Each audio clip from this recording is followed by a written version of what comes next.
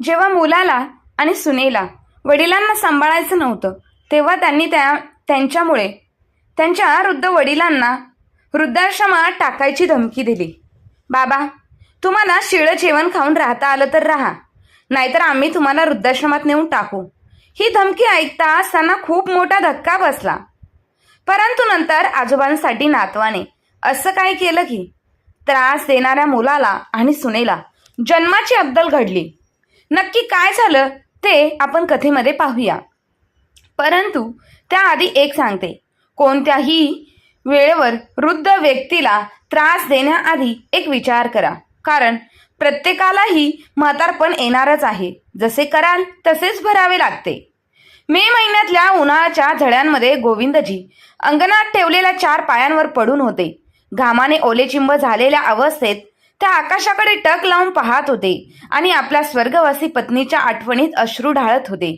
रात्रीचे 2 वाजले होते, पण त्यांच्या डोळ्याला अजिबात झोप लागत नव्हती. तरी कशी असणार, कारण सकाळपासून त्यांच्या पोटात अन्नाचा कणही गेला नव्हता. आता तर त्यांच्या पोटातील आतडी जोराची अन्नाची मागणी करत होती. स्वयंपाकघरात गेले काहीतरी खायला मिळतंय का हे पाहण्यासाठी, पण स्वयंपाकघरात काहीच नव्हतं. मग थोडं दूध प्यावं ह्या उद्देशाने त्यांनी फ्रीज उघडला, पण तिथेही दुधाचं भांड रिकामं होतं. मनातल्या मनात हताश होऊन त्यांनी फक्त 1 ग्लास पाणी प्यायले आणि पुन्हा आपल्या 4 पायीवर येऊन पडले.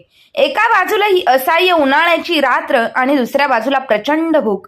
पोटात काही नाही, उपाशी पोटाने ते फक्त इकडे तिकडे तळमळत पडले होते आणि सकाळ होण्याची वाट पाहत होते, कारण सकाळी त्यांची सून त्यांना काहीतरी खायला देईल ही त्यांना आशा होती.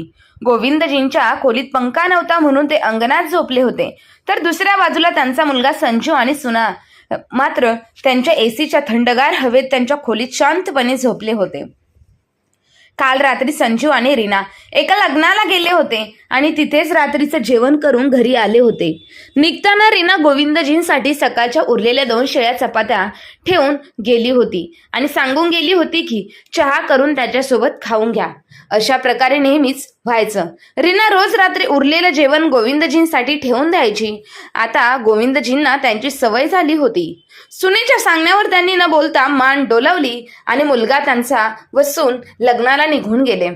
रात्री गोविंदजींना खूप भूक लागली म्हणून त्यांनी किचनमध्ये जाऊन डबा उघडला, तर त्यातल्या चपात्यांचा वास येत होता. जोराची भूक असल्याने त्यांनी इकडे तिकडे पाहिलं, पण खाण्यासारखं काहीच नव्हतं. किचनमध्ये रात्रीचे 12 वाजता संजीव आणि रीना घरी परतले, पण गोविंदजींना एवढी हिंमत नव्हती की सुनेला सांगावं की भूक लागलीये. सुनेला उठून काहीतरी खायला देण्याची विनंती करावी, पण ते करू शकले नाहीत. गप्पच राहिले आणि परत आपल्या 4 पायीवर येऊन झोपण्याचा प्रयत्न करू लागले. भूक तर वाढतच चालली होती, पण त्याच्यासाठी काहीच पर्याय नव्हता. मुके व्याकुळे होते असताना त्यांना डोळा लागला. सकाळी कुकरची शिट्टी ऐकून त्यांची झोप उडाली.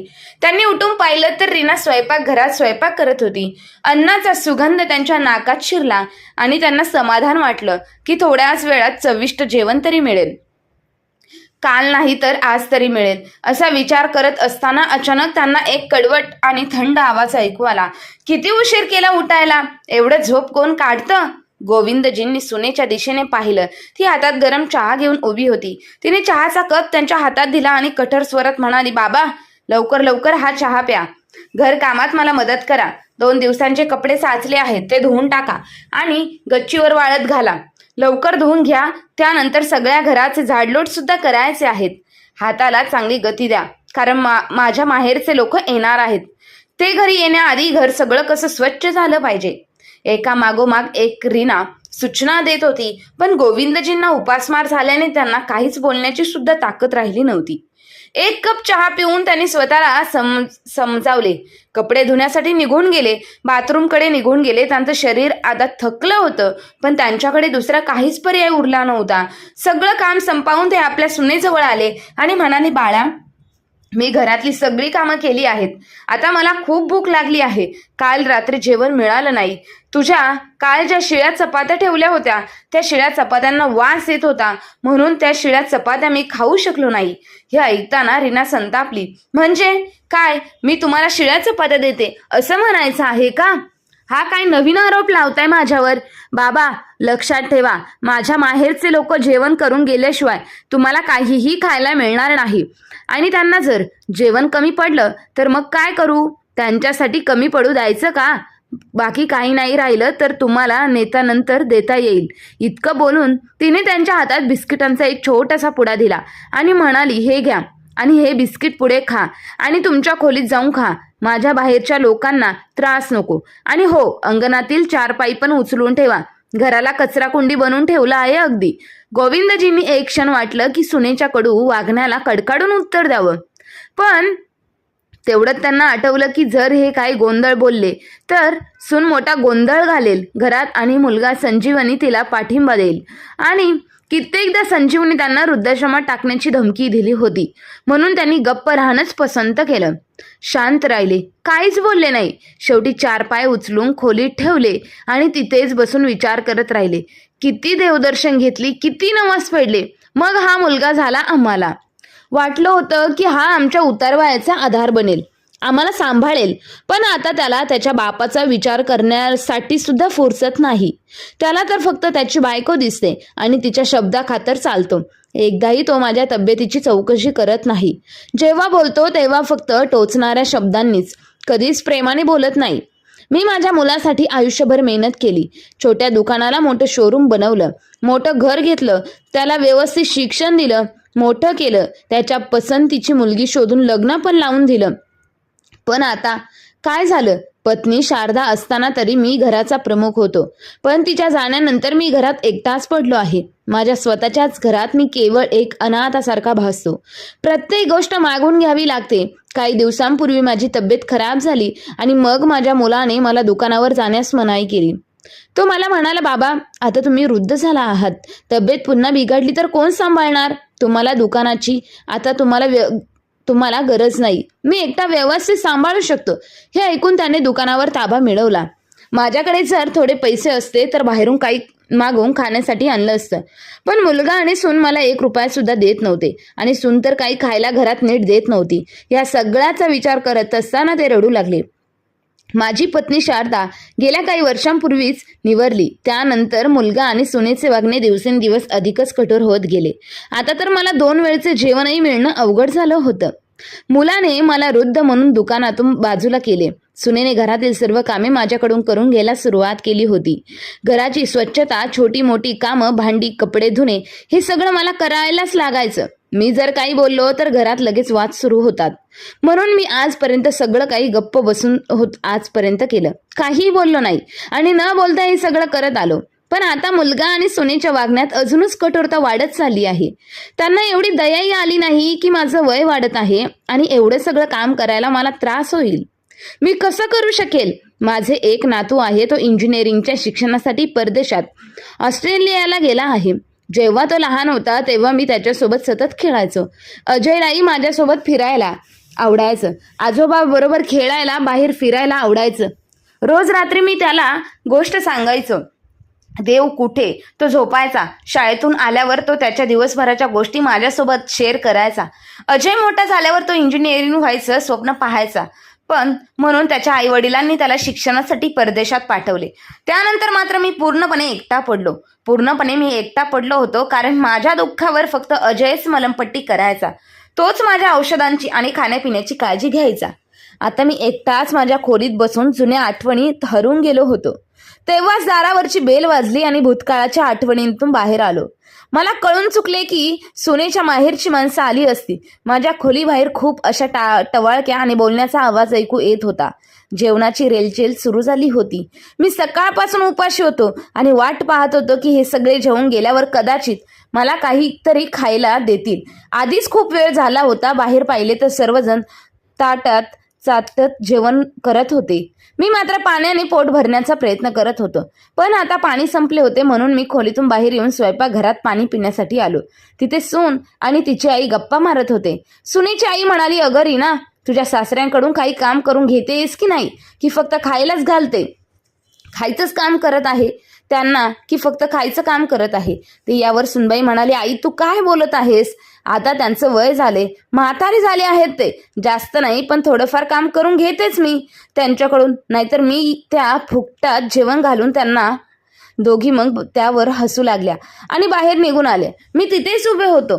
त्याच्या बोलण्याने काळजात असंख्य काटे रुतत होते, डोळ्यांतून अश्रू वाहत होते. मी फुकट खातो हे ऐकून माझे काळीज तुटून गेले. मी मनात विचार करत होतो. अजूनही बोलावं वाटत होतं. ही संपत्ती, हे दुकान, हा सगळा संसार मी उभा केला आहे. मी काही फुकटचं भीक मागून खात नाहीये. याचा विचार करत असताना माझ्या हातातून पाणी भरलेला ग्लास खाली पडला. मोठ्याने आवाज झाला आणि स्वयंपाकघरात पाणी झाले. ग्लास पडल्याचा आवाज ऐकताच रीना धावत आली आणि रागाने ओरडली, तुम्हाला एक साधी गोष्टही समजत नाही का? मी किती वेळा सांगितलंय की स्वयंपाकघरात येत जाऊ नका म्हणून. सगळीकडे घाण केली, पाणी सांडून दिलं. चला लगेच साफ करा. आता पाणी सांडलेलं साफ करून घ्या. हे कमी होतं की तेवढ्यात त्यांचा मुलगाही धावत आला आणि ओरडला, पप्पा तुम्हाला सांगितलंय ना की स्वयंपाकघरात येत जाऊ नका म्हणून. का बरं स्वयंपाकघरात येता? हे घरभर भटकायचं काय गरज आहे तुम्हाला? बसून राहू शकत नाही का एका जागी? दोघे संतापून निघून गेले. उपवासाचा त्रास कमी होता, पण आपल्या मुलांकडून मिळालेल्या हेटाळणी मनाला असह्य होत होती. मी लाजेने मान झुकवली. डोळ्यात पाणी तरळलं. कापऱ्या हाताने स्वयंपाकघर साफ केलं. मग मी हळूहळू माझ्या खोलीत परत गेलो आणि एकटाच रडू लागलो. जेवणानंतर पाहुणे निघून गेले. मी मात्र अजूनही वाट पाहत होतो की सुनेने काही खायला दिलं तरी पण सुनेने स्वयंपाकघर बंद केले आणि ती तिच्या खोलीत जाऊन झोपली. मी हताश होऊन हाक मारली, बेटा काहीतरी खायला दे, मला खूप भूक लागली आहे. पण यावर मुलगा आणि दोघे संतापाने ओरडले, आज आमच्या पाहुण्यांसमोर आमची बेइज्जती केलीस ना, आज तुम्हाला काहीच खायला मिळणार नाही. जर इथे शांतपणे राहायचं असेल तर राहा, नाहीतर हे घर सोडून निघून जा. गेला तरी चालेल, आम्हाला तुमची काहीच गरज नाहीये. हे ऐकून मी पूर्णपणे कोलमडलो. आतून पूर्णपणे तुटून गेलो. मला विचारांचा कल्लोळ सुरू झाला मनामध्ये. आता मी काय करू, कुठे जाऊ? पण हा अपमान आता सहन होण्याच्या पलीकडे गेला आहे. गोविंद आपल्या खोलीत बसले होते, विचारांच्या गुंत्यात अडकलेले. अचानक त्यांना काहीतरी आठवलं. त्यांनी आपली जुनी संदूक उघडली आणि त्यामधून एक जुनं पाकिट बाहेर काढलं. त्या पाकिटात काही पैसे ठेवले होते. त्यांनी ते पैसे घेतले, खिशात घातले आणि आपल्या धडीला आधार देत घराच्या बाहेर पडले. मुलगा आणि सून त्यांना जाताना पाहिलं, पण कोणालाही त्यांना थांबवसं वाटलं नाही. तेव्हा वाटलं नाही की बाबा कुठे चाललात? गोविंदांच्या खिशात फक्त 100 रुपये होते. चालता चालता ते विचार करत होते की ह्या 100 रुपयांचं काय करता येईल. त्यांच्या पोटात कावळे ओरडत होते. म्हणून त्यांनी 50 रुपयामध्ये एक लहान ढाब्यावर साधंसं जेवण केलं आणि उपासमार थोडी शांत केली. गोविंदराव आयुष्यभर यशस्वी व्यापारी होते. शरीर थकलं असल्या म्हणून त्यांचं व्यापाराचं डोकं अजून काय शाबूतच होतं. उरलेल्या 50 रुपयात उपयोग कसा करावा हा विचार करत ते एका किराणा दुकानात गेले आणि त्यांनी काही चिप्सचे पॅकेट विकत घेतले. ते चिप्सचे पॅकेट घेऊन ते थेट विमानतळाच्या बाहेर गेले आणि येणाऱ्या जाणाऱ्या लोकांना विकायला ते उभे राहिले. सुरुवातीला कोणी चिप्स घ्यायला तयार नव्हतं. उन्हाळ्याच्या कडाक्यात ते घामाघूम होत होते, पण त्यांनी स्वतःवर स्वयं ठेवला आणि हळूहळू लोकांनी त्यांच्याकडून खरेदी करायला सुरुवात केली. संध्याकाळपर्यंत त्यांनी सगळी पॅकेट विकली आणि 50 रुपयांचा फायदा झाला. रात्री घरी जाण्याआधी त्यांनी परत ढाब्यावर जेवण घेतलं, कारण त्यांना माहीत होतं की घरी गेल्यावर सून त्यांना खायलाही देणार नाही. आता त्यांचा नित्यक्रम झाला होता. सकाळी घरातील सर्वजण कामे करून ते रोज विमानतळाबाहेर चिप्स विकायला जाऊ लागले. मुलगा आणि सून त्यांना विचारतही नव्हते की ते रोज कुठे जातात. 8 महिन्यानंतर अजयचे इंजिनिअरिंग शिक्षण पूर्ण झालं होतं आणि तो आपल्या कुटुंबाला सरप्राईज द्यायचं ठरवून भारतात परत येत होता. विमानात बसून तो विचार करत होता की आई वडील आणि आजोबा त्याला पाहून किती खुश होतील, आनंदित होतील. विशेषतः आजोबा आणि त्यांचं अजयचं नातं खूपच खास होतं. अजय सोबतच त्याचा मित्र भारतात येत होता. दोघे आपापसात गप्पा मारत होते. अजय त्याच्या मित्राला आपल्या आजोबांबद्दल सांगत होता. त्यांच्या आठवणींमध्ये हरवून गेला होता. विमानतळावर उतरल्यावर अजय आपल्या मित्रासोबत बाहेर आला. तेवढ्यात त्याच्या मित्राने एका वृद्ध व्यक्तीकडे बोट दाखवत म्हणाला, अजय तो माणूस तुझ्या आजोबांसारखा दिसतोय बघ. अजयने जरा नीट पाहिले आणि तो स्तब्ध झाला. त्यांना पाहून समोर गोविंदजी उन्हात उभे राहून चिप्स विकत होते. एका हाताने लोकांना बोलवत होते आणि दुसऱ्या हाताने त्यांचा हात घाम पुसत होते. अजय धावतच त्यांच्या जवळ गेला, पण त्याने काही बोलण्याआधीच गोविंदजींना त्यांच्याकडे न बघता म्हटलं, बाळा, चिप्स घ्यायचेत का तुला? फक्त 10 रुपयांचं एक पॅकेट आहे. अजयच्या डोळ्यांतून अश्रू वाहू लागले. गैवरलेल्या आवाजात तो म्हणाला, त्याला काही नको आहे आजोबा, मला फक्त तुम्ही हवे आहात. गोविंदजींनी अजयचा आवाज ओळखला आणि आश्चर्याने वर पाहिलं. त्यांना आपल्या समोर आपला लाडका नातू दिसला. दोघे एकमेकांना घट्ट मिठी मारून फुटफुटून रडू लागले. हे दृश्य पाहून अजयचा मित्र भावूक झाला. अजयने गोविंदजींच्या हालचालीने मन नीट लक्ष केंद्रित केलं. ते पूर्वीपेक्षा खूपच अशक्त झाले होते. त्यांच्या चेहऱ्यावर दुःख आणि उपेक्षेचे खोल वर्ण होते. गैरस्वरात त्याने विचारलं, आजोबा, तुम्ही इथे चिप्स का विकत आहात? आई बाबांनी तुम्हाला असं करण्यापासून रोखलं नाही का? गोविंदजींना अश्रू आवरले नाही आणि आपल्या जीवनातील वेदनादायक प्रसंगीची कथा त्याला सांगितली. आई वडिलांच्या वागणुकीबद्दल अजय ऐकून सुन्न झाला. तो जे आई वडिलांना देवासमान मानत आला होता, त्याच आई वडिलांनी आजोबांबरोबर असे अत्याचार केले. अजयच्या मनात संताप खेदून लागला. मी त्यांना धडा शिकवल्याशिवाय राहणार नाही, त्याने मनाशी ठरवलं. पण आधी त्याने आपल्या आजोबांसाठी काही करायचं ठरवलं. तो त्यांना एका चांगल्या हॉटेलमध्ये घेऊन गेला. त्यांना भरपेट चांगलं जेवण दिलं. त्यानंतर त्यांच्या राहण्यासाठी हॉटेलमध्ये एक आरामदायी खोली बुक केली. आजोबा, तुम्ही इथे आराम करा, तुमच्या सर्व गरजा पूर्ण केल्या जातील. मी तुम्हाला लवकर भेटायला येईल, असं सांगून तो घराच्या दिशेने निघाला. घरी पोचल्यावर अजयला दारात पाहून आई आनंदित झाली. अरे बेटा, तू सांगितलं नाही की तू परत येतोयस? आम्ही तुझ्या स्वागताची उत्तम तयारी केली असती. पण अजयच्या चेहऱ्यावर आनंद नव्हता. त्याने आईच्या डोळ्यात पाहिलं आणि कठोर स्वरात म्हणाला, आई, जर मी आधी सांगितलं असतं तर जे मी आज पाहिलं ते कसं पाहिलं असतं? माझ्या घरी पोचताच त्याने त्याच्या आई रीना आनंदाने आपल्या पतीला हाक मारत म्हणाली, अहो बघा ना, आपला मुलगा आला आहे. काही वर्षातच किती मोठा झाला आहे. तिच्या डोळ्यात आनंद अश्रू होते. पण ती आपल्या मुलाला मिठी मारण्यासाठी पुढे झाली. पण अजयने तिचा हात झटकून टाकला आणि गंभीर स्वरात म्हणाली, आई, आधी मला हे सांग, आपले आजोबा कुठे आहेत? ते घरी का नाही? असंच म्हणत तो थेट पुढे आला. आपल्या आजोबांच्या खोलीत गेला. खोली रिकामी होती. त्यालाही हे ठाऊक होतं, पण त्याने आई वडिलांसमोर नाटक केलं. रीना घाबरून त्याच्या मागोमाग खोलीत आली आणि जबरदस्ती हसत करत म्हणाली, बाळा, तुला माहित आहे ना, तुझे आजोबा काही काम करत नाही, फक्त खातात, पितात आणि थोडं बोर होतात. पण आम्ही त्यांना थोडं बाहेर जाण्यास सांगितलंय, नाहीतर हाडे जाम होतील ना त्यांचे. आईच्या ह्या बोलण्याने अजय जरा स्तब्ध झाला. तो काहीच बोलला नाही, पण आतून खूप दुखावला गेला. पण आता रात्र झाली आहे, आजोबा अजूनपर्यंत का घरी आले नाही? अजयने वडिलांना विचारलं. संजीव म्हणाला, अरे, ते कधी कधी त्यांच्या मित्राच्या घरी जातात आणि तिथेच राहतात. काळजी करण्याची जास्त काहीच गरज नाही. रात्री खूप उशीर झालाय, आता तूही झोप. पण अजयच्या मनाला शांतता नव्हती. सकाळ होताच तो हॉटेलला गेला आणि आपल्या आजोबांना भेटायला आला. दोघांनी एकत्र नाश्ता केला.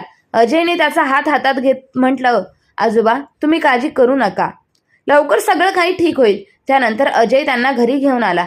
गोविंदजींना दारात पाहताच संजीव आणि रीना एकदम गडबडले. लीना घाबरलेल्या आवाजात म्हणाली, अरे बाळा, तुला आजोबा कुठे सापडले? आजी आईच्या डोळ्यात रोखून पाहत म्हणाला, आई, तुम्ही मला खरंच सांगितलं नाही, पण मी माझ्या आजोबांना शोधून काढलं. तुम्हाला माहित आहे, काल मी त्यांना विमानतळाबाहेर चिप्स विकताना पाहिलं. हे ऐकून दोघे नजर चुकून लागले. अजयचा आवाज कठोर झाला, माझा तुमच्यासारख्या आईवडिलांवर विश्वास बसत नाही. तुम्ही माझ्या आजोबांसोबत असे वागलात, कसं जमलं तुम्हाला हे सगळं करायला? आई, तुला एक स्त्री असूनही तुझ्या सासऱ्यांशी असं वागताना लाज वाटली नाही का? आणि बाबा, तुम्ही तुमच्याच वृद्ध वडिलांना अशी वागणूक देत आहात. तुमच्या माझ्यासारख्या माणसाला नरकातही जागा मिळणार नाही. तो पुढे म्हणाला, हे मोठं घर, हे दुकान, ही सगळी संपत्ती माझ्या आजोबांनी कमावलेली आहे आणि त्यांनाच तुम्ही उपाशी ठेवत आहात. त्यांनीच नीट जेवणही देत नव्हता, त्यांच्या खोलीत साधा पंखाही नव्हता. अशी वागणूक तर लोक नोकरांनाही देत नाही. त्यांच्या संतापलेल्या शब्दांना संजीव आणि रीना पुढे हात धरले.